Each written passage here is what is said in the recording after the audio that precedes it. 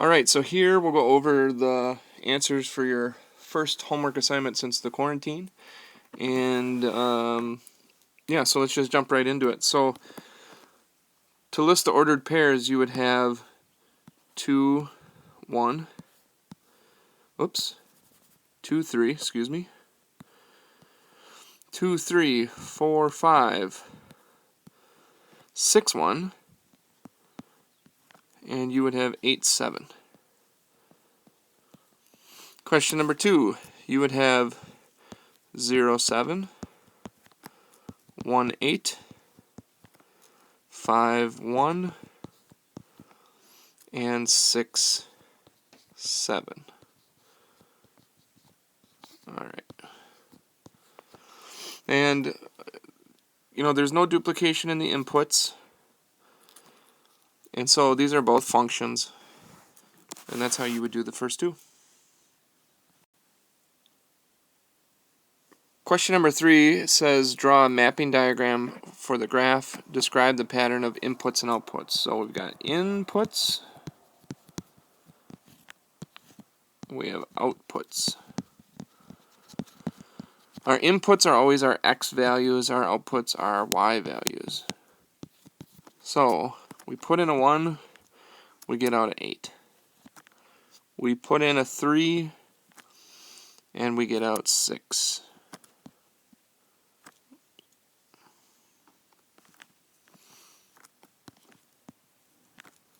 We put in a 5, and we get out a 4. So here's our mapping diagram. The second part is describe the pattern. So our inputs, as the input increases by, well, it's increasing by positive 2. As the increases by 2, the input, the output decreases by 2. And that's how you do number 3.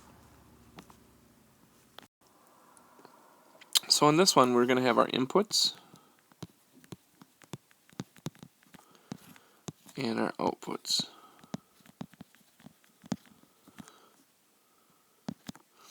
And our inputs are x's and our outputs are y's.